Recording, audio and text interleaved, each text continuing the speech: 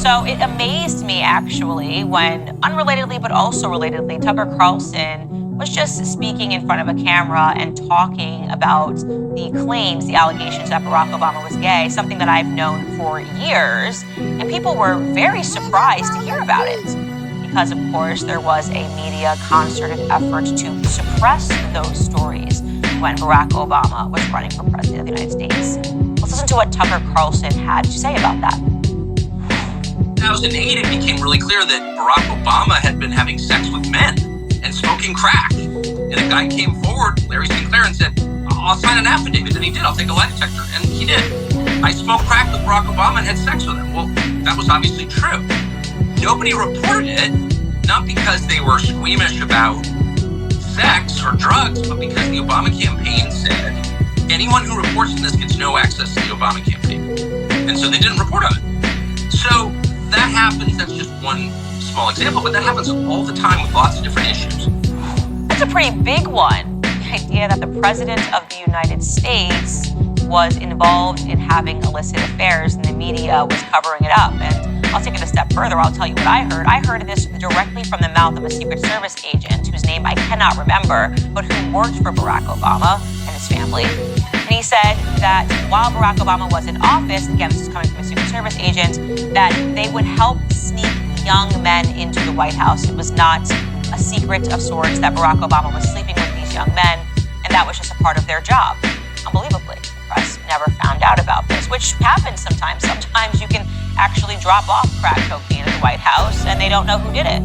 So yeah, the government can be super hush-hush when they want to be, and of course the media will help them bury those facts. But let's go backward, because apparently this clip of Tucker Carlson is going viral because people had never heard it. They've never even heard about Larry Sinclair. They never heard about his testimony. And if they did hear about it, it was dismissed. They problematized Larry Sinclair himself. And I want to be clear that Larry Sinclair has some problems. Yes, he has problems, a lot of financial ones. He's been accused and convicted of fraud, credit card fraud, things of that nature. But he was pretty clear when he repeatedly said over and over again that he had engaged in a homosexual affair with Barack Obama. He was pretty clear when he said that he had had sex with then Senator Barack Obama in Chicago. And he was willing to even host a news conference about it at the National Press Club in Washington on June 18th, 2008. So don't take my word for it. Actually watch this video, which has largely been buried. Let me know what you think about it. Take a listen. In regards to the Obama incident, I flew out of Colorado Springs, Colorado to Chicago on November 2nd, 1999, arriving in O'Hare early in the morning of November 3rd. I went to the Chicago area to attend the graduation of my godson, my best friend's son, from basic training from the Great Lakes Navy Training Facility. I made reservations at the Comfort Inn and Suites in Gurnee, Illinois, based solely on the location to the training center. On November 5th, 1999, I hired the services of Five Star Limousine. Excuse me. I had hired them both for November 5th and November 6th of 1999. On November 6th, 1999, I asked the limo driver, whose name I now reveal for the first time, Jair Parami Mutani, if he knew anyone who would like to socialize and show me Chicago.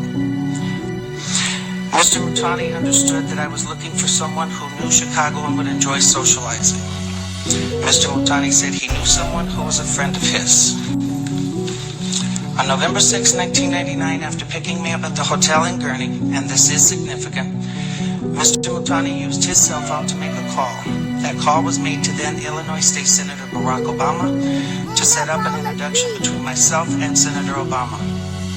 Upon arriving at the bar and exiting the limo, Senator Obama was standing next to Mr. Mutani, and I was introduced to Senator Obama by name. Later that evening in a bar which I believe was called Alibis, and I state believe because I have failed so far to get Citigroup to provide the credit card receipts as the actual name. I mentioned I could use a line or two to wake up. Senator Obama asked me if I was referring to coke, and I stated I was. After stating I was, Obama stated he could purchase cocaine for me and then made a telephone call. This too is significant, from a cell phone to a presently unknown individual, during which Senator Obama arranged the cocaine purchase. Senator Obama and I then departed the bar in my limousine and proceeded to an unknown location where Senator Obama exited the limousine with $250, which was provided to him by me. Returned a short while later with an 8-ball of cocaine, which he gave to me. I did ingest a couple of lines of cocaine, and shortly thereafter, Senator Obama produced a glass cylinder pipe and packet of crack cocaine from his pocket. Obama then smoked the crack cocaine. I performed fellatio on Senator Obama in the limousine during the time Senator Obama was smoking crack cocaine, after which I had the driver take me to my hotel, the Comfort Suites, Gurnee, Illinois. The following day, November 7th, 1999, Senator Obama appeared at my hotel room, unannounced, uninvited, where we again ingested cocaine and I again performed fellatio on Senator Obama. Do you believe him?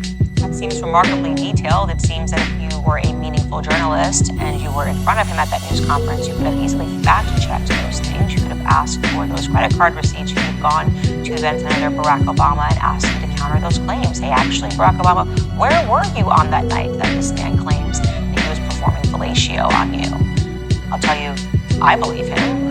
I believe him because, as I said in follow-up stories, speaking to the Secret Service agent, they all but confirmed that Barack Obama was gay and that it wasn't really much of a secret when he was in the White House. And of course now, what's also happened is an ex-girlfriend of his has come forward with a letter written from Barack Obama detailing his gay fantasies that he had with men, saying that he would choose to be publicly heterosexual, but behind the scenes, obviously, that he fantasized about men. So this isn't a secret. It's never been a secret, but it was yet kept from the general public. Why? That's the interesting question, because I'll be clear, it doesn't really impact my life if Barack Obama is a flaming homo. Probably doesn't really impact yours, but as a country, we should ask the question, why did the media cover this up? Were they afraid that we weren't going to vote for a gay man in 2008? Is that the reason they did it? No, I would take it a step further and suggest this. Media knows, of course, of what Barack Obama is. The media is being controlled by the CIA. I have said this to my followers routinely on this podcast, that if you question that narrative, you need to look up Operation Mockingbird. The CIA has placed agents all across the media to control the way that we think, and that's been going on for decades. That's been going on since JFK was assassinated. That was when they put in place that Operation Mockingbird program. Why? I don't know. I don't know why they felt that they needed journalists to repeat what they wanted them to say following JFK's death, which, by the way, it clarified for us this year or last year, that was also Russian. It's all about Russia, Russia, Russia. It couldn't possibly be our CIA involved in these sorts of murky situations. But the bigger reason why they like these complicated characters like Hunter Biden and Joe Biden and Barack Obama, that they fully know their dirt, and they know that Barack Obama probably likes crack, and they know that he likes young men, is because that allows them to control these people. So you find somebody who presents well enough, right? You get them in positions of power and you install what is known as a puppet presidency. Barack Obama's not going to not do exactly what they say at all times, because look what they have on Barack Obama. Look what they know about Barack Obama. These things aren't conspiracies, it's common sense, obviously. And that is all I'm going to say about that.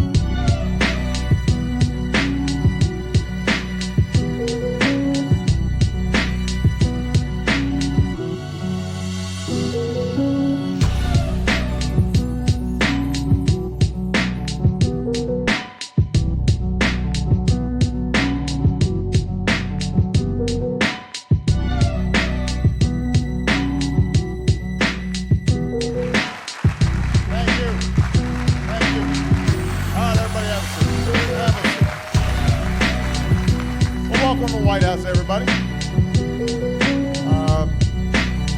know I'm a little late, but that's okay, because we got some big business to do here. Many of you have worked for a long time to see this day coming. You organized, you spoke up, you signed petitions, you sent letters. I know because I got a lot of them. And now, thanks to your passionate advocacy and the irrefutable rightness of your cause, our government of the people, by the people, and for the people, will become just a little bit fairer. It is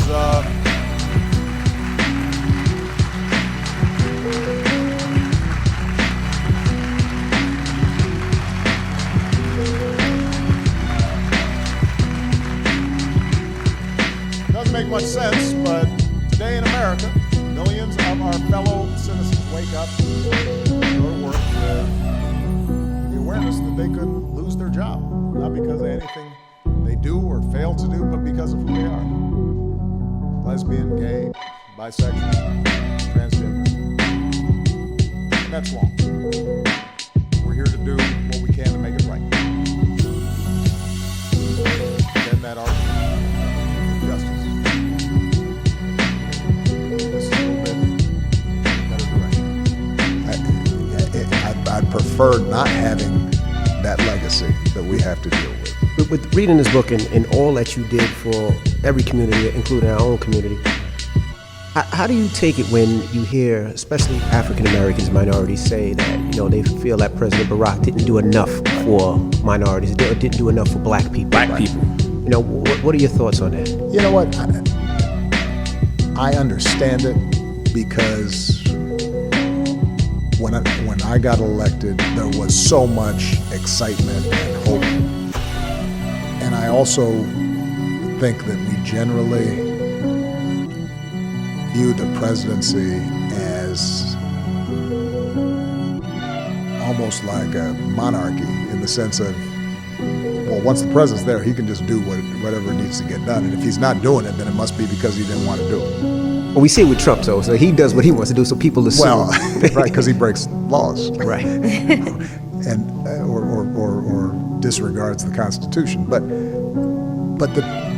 look, I think that anybody who goes into public life, they need to understand that, yeah, you're going to get criticized because that's just the nature of it. If you don't want that, then you shouldn't be in that business.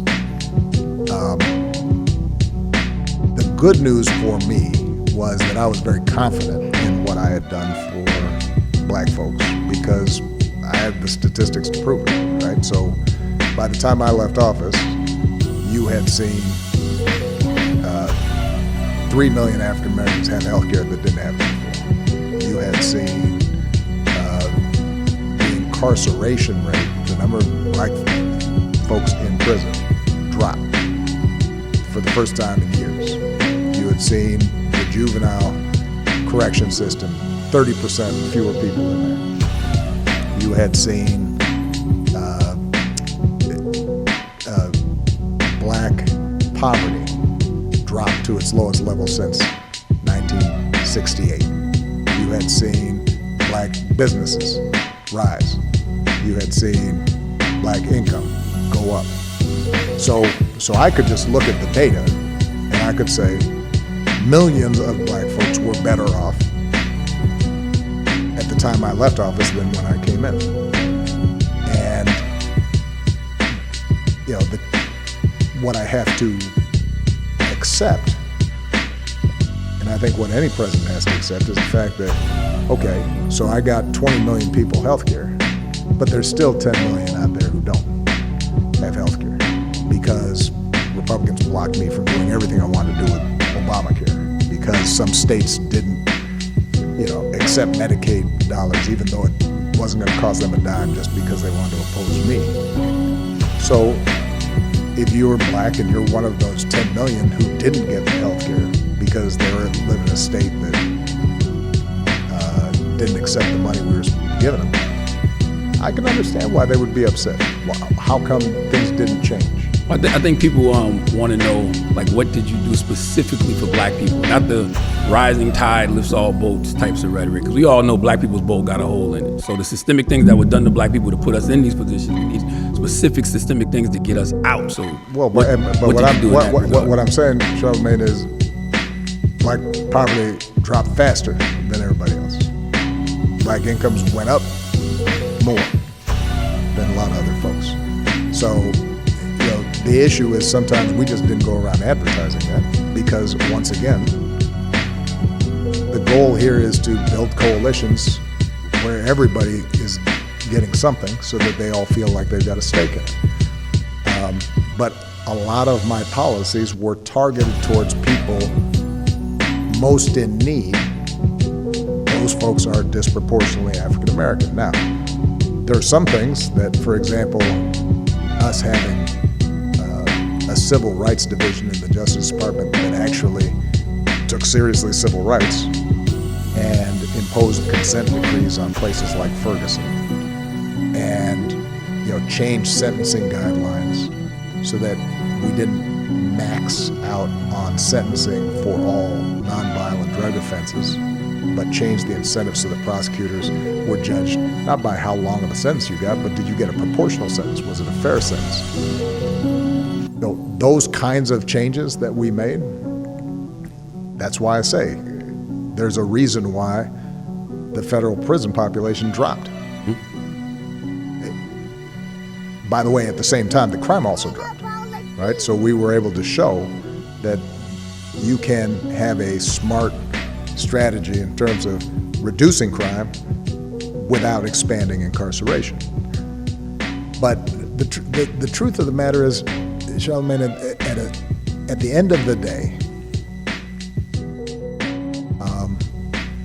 there is no way in 8 years to make up for 200 years. Absolutely. And the question is constantly, how are you going to, the way I've been describing it, because it's very much how I understand the presidency now. You're like a relay runner. You're getting the baton from somebody else, and all you can do is run your stage of the race, and then you pass it on to the next person. And on either side, both who you got the hit from and who you're passing it to, they may not have the same priorities that you do.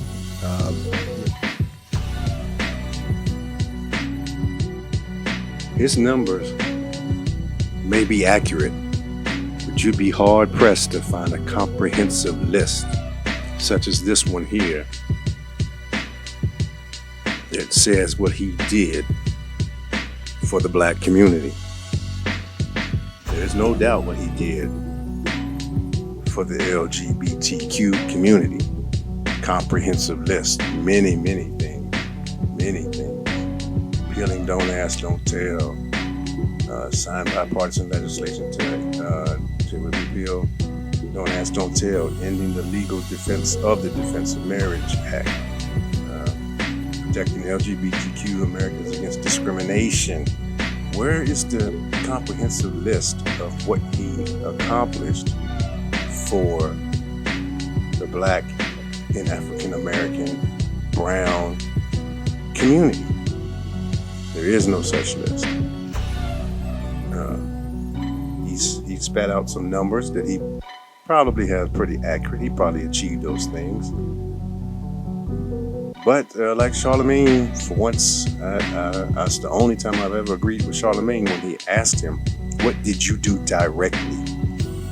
And he could not answer that question because he apparently did not do anything directly. His administration was successful in reducing numbers in certain areas, and that's great. That's a wonderful thing. But what did you do directly? And he had no answer for that question. But as you can see, he did a lot for the Rainbow Coalition, which is fine if you're gonna worry about equal rights, civil rights. For one group, you should have put in the effort to have civil rights, equal rights for everyone.